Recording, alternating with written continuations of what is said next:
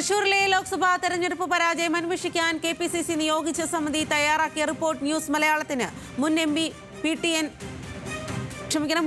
T N Prathapan, മുൻ DCC president Jose Vallur, M P Vincent, മുൻ MLA Anil Akkara എന്നിവർക്കെതിരെയാണ് പരാമർശം. 2026 നിയമസഭാ തെരഞ്ഞെടുപ്പ് വരെ ഇവരെ മാറ്റി നിർത്തണമെന്ന നിർദ്ദേശവും പാലിച്ചില്ലെന്നും റിപ്പോർട്ടിൽ വിമർശനം. ജില്ലയിലെ സംഘടനാ സംവിധാനം സമ്പൂർണ്ണ പരാജയമാണെന്നും സമിതി. ചേലക്കരയിലെ പരാജയത്തിൽ കെപിസിസി നേതൃത്വത്തിനും വിമർശനം.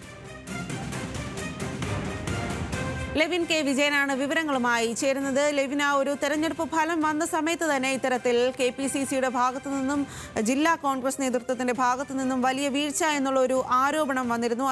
അതിന്റെ ഒരു റിപ്പോർട്ടാണ് ഇപ്പോൾ വന്നിരിക്കുന്നത്. അക്കാര്യം തന്നെയാണോ ഇതിൽ സ്ഥിരീകരിക്കുന്നത്?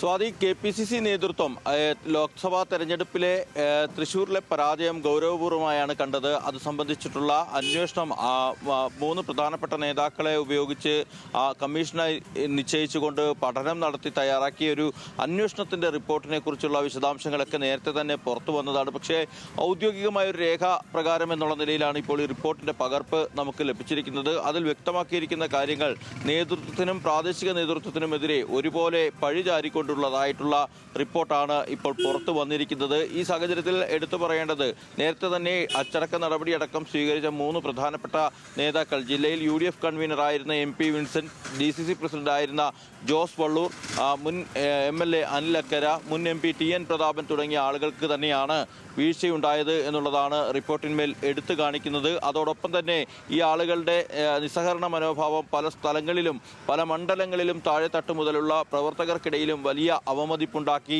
ഈ പ്രവർത്തനങ്ങളെ ഏകോപിപ്പിക്കുന്നതിൽ ജില്ലാ നേതൃത്വം എന്നുള്ള നിലയിൽ വലിയ വീഴ്ചയുണ്ടായി തുടങ്ങിയ കാര്യങ്ങളാണ് റിപ്പോർട്ടിൽ പ്രധാനമായും പറയുന്നത്. ചേലക്കര ഉപതെരഞ്ഞെടുപ്പിൽ അടക്കം ഇതിൻ്റെ ഫലമായി ജില്ലാ നേതൃത്വത്തെ ഒഴിവാക്കി KPCC നേതൃത്വം പൂർണ്ണമായും തെരഞ്ഞെടുപ്പ് ചുമതലകൾ വഹിക്കണമെന്നുള്ളത് ഈ അന്വേഷണ സമിതിയുടെ റിപ്പോർട്ടിന് മേലുള്ള നിർദ്ദേശമായിരുന്നു. അത് പാലിച്ചെങ്കിലും ചേലക്കരയിൽ വിജയിക്കാനായില്ല തുടങ്ങിയ കാര്യങ്ങളൊക്കെ നമുക്ക് മുന്നിൽ വസ്തുതകളായുണ്ട്.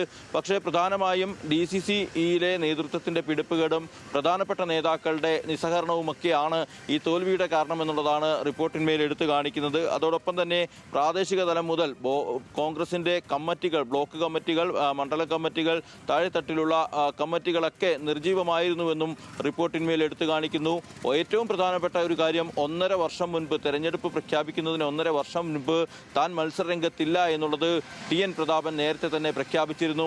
ഇത് പ്രധാനമായും BJPക്ക് അല്ലെങ്കിൽ സുരേഷ് ഗോപിക്ക് അനുകൂലമായൊരു സാഹചര്യം സൃഷ്ടിച്ചു. ജില്ലയിലെ പല മണ്ഡലങ്ങൾ കേന്ദ്രീകരിച്ചുകൊണ്ടും കോൺഗ്രസ് നേതാക്കൾ പല തെരഞ്ഞെടുപ്പ് സ്ഥാനാർത്ഥി തെരഞ്ഞെടുപ്പ് വോട്ടേഴ്സ് ലിസ്റ്റിലേക്ക് ആളുകളെ ചേർക്കുന്നതിൽ വലിയ വീഴ്ചയുണ്ടാക്കി.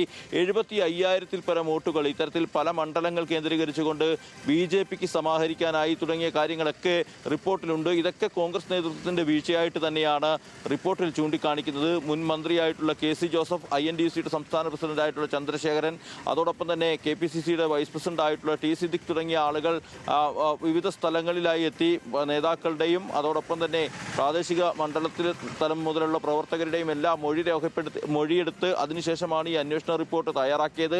കഴിഞ്ഞ ഓഗസ്റ്റിലാണ് ഈ റിപ്പോർട്ട് KPCCക്ക് കൈമാറിയത്. ഈ റിപ്പോർട്ട് കൈമാറുന്നതിന് മുൻപും ശേഷവും ഈ റിപ്പോർട്ടിന്മേലുള്ള പല നിർദ്ദേശങ്ങളും KPCC നേതൃത്വം പാലിച്ചു. പക്ഷേ എങ്കിൽ പോലും അതിൻ്റെയൊന്നും ഫലം പൂർണ്ണമായും കാണാനായില്ല. ഉദാഹരണമായി നമുക്ക് പറയാനാവുന്നത് ചേലക്കരയിലെ പരാജയമാണ്. കോൺഗ്രസിനെ സംബന്ധിച്ചുകൊണ്ട് ഈ KPCC സമിതിയുടെ നിർദ്ദേശമായിരുന്നു ചേലക്കരയിൽ ജില്ലാ നേതൃത്വത്തെ പൂർണ്ണമായും ഒഴിവാക്കി KPCC നേരിട്ട് നിയന്ത്രണം ഏറ്റെടുത്ത് തെരഞ്ഞെടുപ്പ് നടത്തണമെന്നുള്ളത്. അത്തരം ചില വസ്തുതകൾ കൂടി ഈ റിപ്പോർട്ടിന്മേൽ എടുത്തു പറയേണ്ടതുണ്ട്.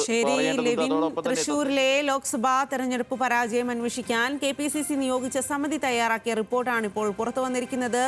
ജില്ലയിലെ നേതാക്കൾക്കെതിരെ എല്ലാം വലിയ തരത്തിലുള്ള വിമർശനം ഈ ഒരു റിപ്പോർട്ടിൽ പറയുന്നുമുണ്ട്.